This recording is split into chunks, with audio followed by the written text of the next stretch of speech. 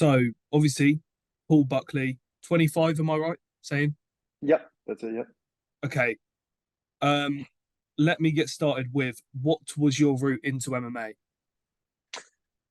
So the reason I joined firstly was because my younger brother joined first about one day, and then I joined probably the next day because I was just thinking like I can't let this guy get an edge on me. You know what I mean? Because he would use it as well if he did.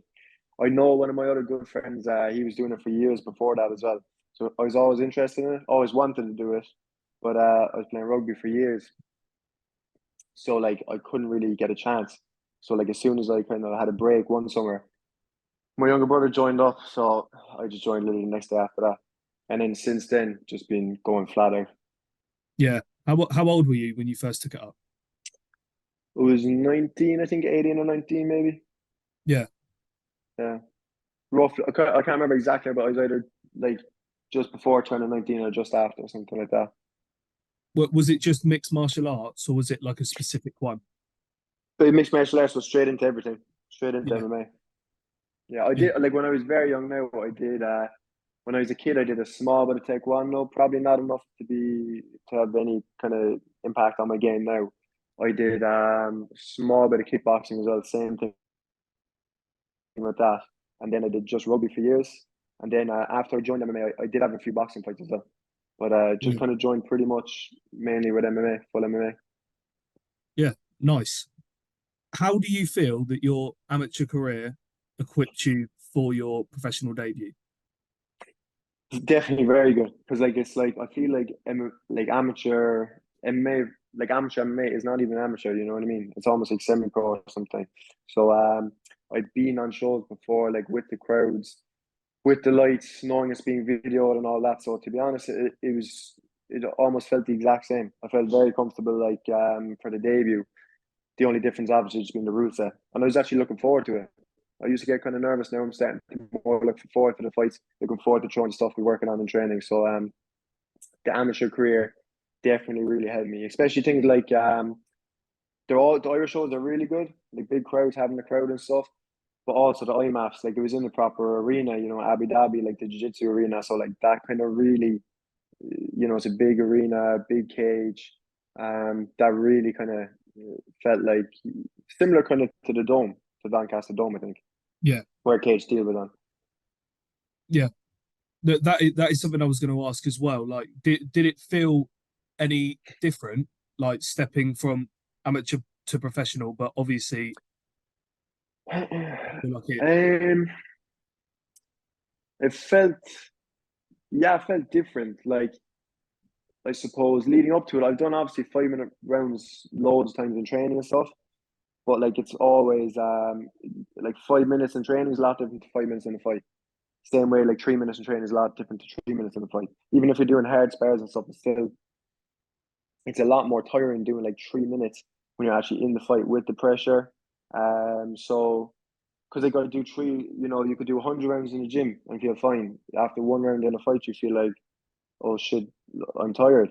But this time I felt super fit. I've been working on my fitness loads as well, like the last year. And I just kind of took my time, because I think if you try to do too much too soon, then you're going to gas out. Like if the fittest man in the world sprints as hard as he can for 30 seconds, he's going to get tired. So a lot of it, I think, is just kind of managing it a bit more compared to the amateur. Like amateur, even like we were talking, I was talking to my coach Aaron before, and like, in amateur, it's like if you let 30 seconds or a minute get away from you, it's like that's the round lost pretty much. Whereas like in pro, if something happens, you've if you were taken down and smashed for a minute, you still have 4 minutes to get that round back.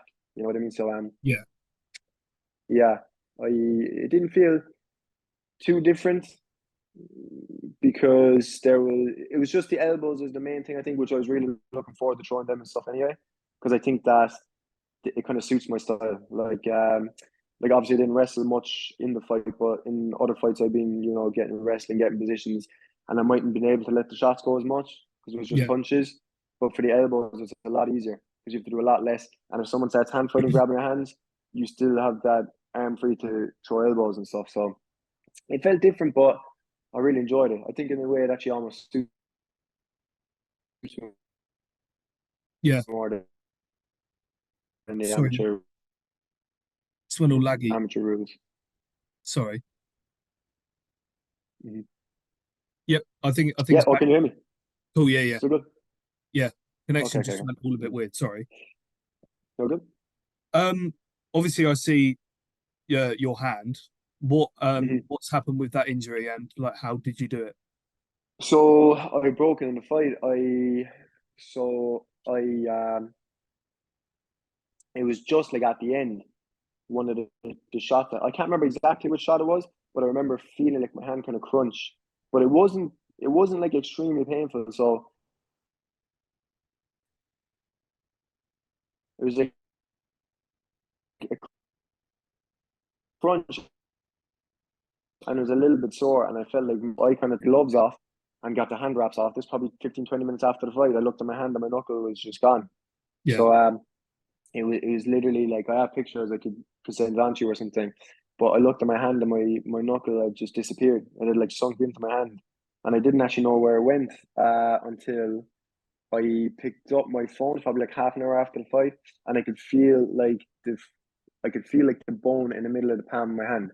Like I could Oh, feel my that's phone resting on it. disgusting. Yeah, it's disgusting. Yeah, but it's but I'm getting surgery like next Thursday, thank God. So hopefully that kind of heals well because it's a clean break. So I think that's meant to be better.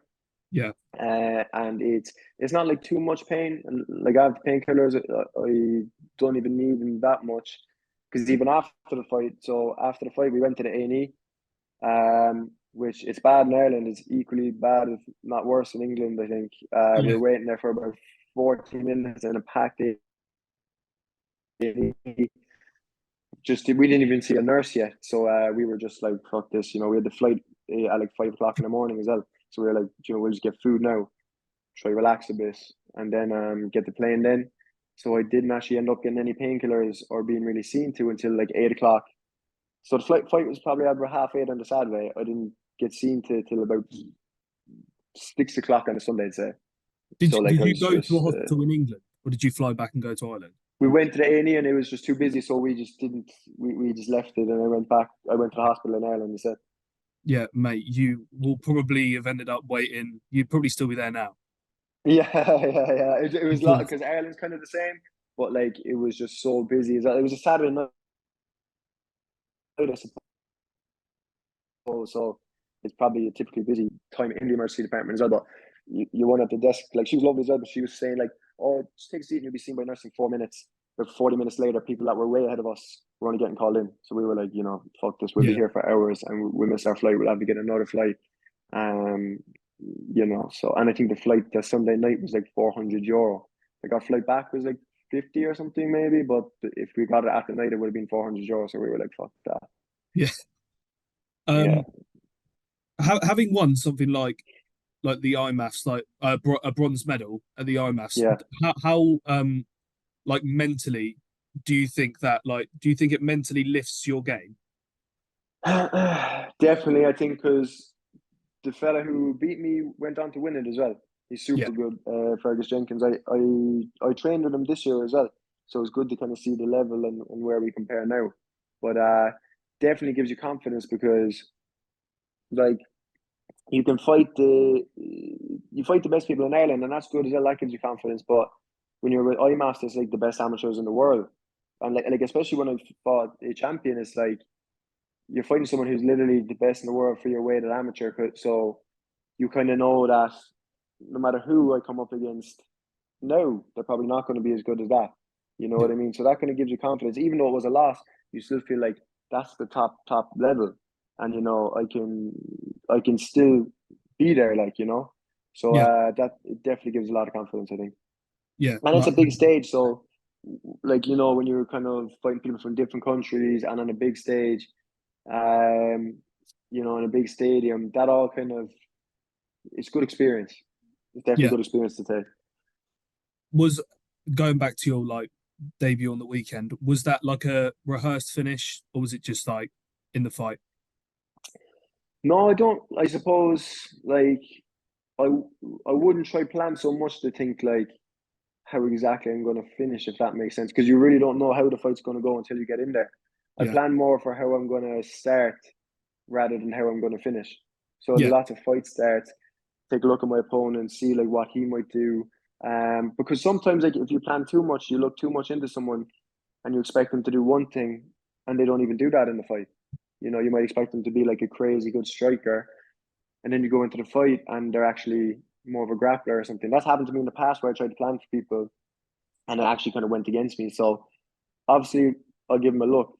I'll kind of half think about what to expect, but you really don't know till you get in there. So I'd never plan. Like, there's a few things I kind of think in my head that I'd be like, oh, I feel like he could be open for this. He could be open for this. But like, even though it sounds kind of cliche, you have to just take it as it comes, kind of be present in there, yeah, and like if you just kind of focus on doing each thing well and not really thinking past the next thing, then I think the finish will come. You know what I mean? yeah. Do you feel like there's a certain element of pressure being an Irish fighter, obviously having like huge names in Irish MMA, and you like someone like in the spotlight at the moment, Ian Gary always Mm-hmm. gets compared back to like Conor McGregor. Do you like fear like that could happen to you? No, I don't really think too much like that because I think like Ian Gary especially gets compared a lot because they're kind of similar personalities and kind of characters. But Yeah, I'm not really like that. I'm not like kind of super loud like the two of them are. So I don't really think so. No, I suppose I get each fighters like individuals and stuff. And yeah, I never really even really thought about that to be honest.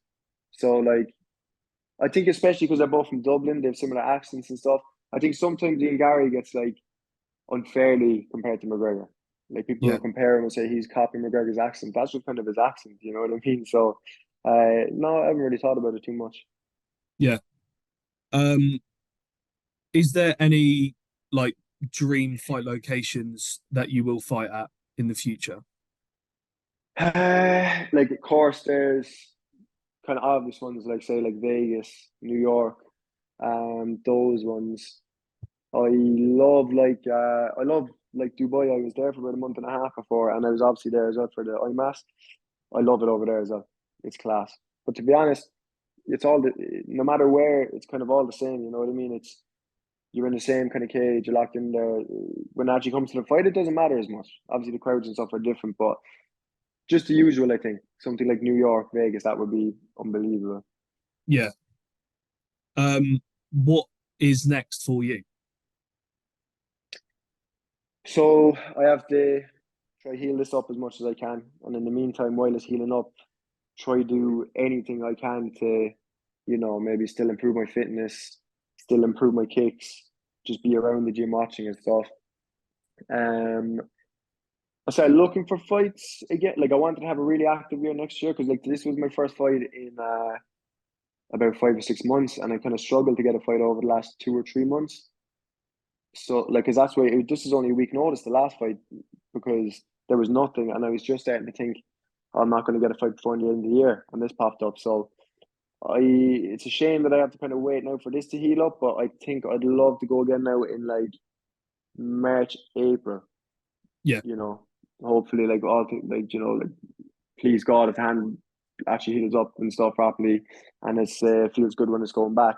Then I'd like to do like kind of March, April. I think yeah, like the original plan before the fight, I was almost thinking if I come out and I'm injury free, I'd love to go again at the end of January. I'd love to go in February. Like once I have no injuries, just keep on going. But obviously, I have the injury now, so I think March, April. I think. yeah, And for in terms of shows, Cage Legacy was a great show. Or Cage Legacy was a great show as well. But Cage Steel was a great show. I think they're doing Bulgaria in May. That would be class. Besides that, genuinely anything yeah. really. All right, nice. Is there anything else you want to talk about? I don't want to like keep you for ages. I suppose just like to thank everyone who's kind of been training, like from my gym, everyone who's helped me out with the fights and stuff. And yeah, that's it. I think nothing so much I want to touch on. Obviously, good luck to one of my good friends, John Mitchell's fighting tomorrow for the PFL. Um, he doesn't even need the luck. I think he's going to smash the guy. Another few lads in the gym, Brian Manning, Barry Kennedy, they're fighting Cage Legacy the week after. So, you know, 2 good weekends now coming up for the gym as well. And that's it, I think. Right. Thank you. Thanks very Thank you. much. It's Zach, isn't it? Yes. Yeah, thanks, Zach. It's good to It meet was a you. pleasure talking to you. You too. All right. Have a nice day. You too. I'll see you later. See you later.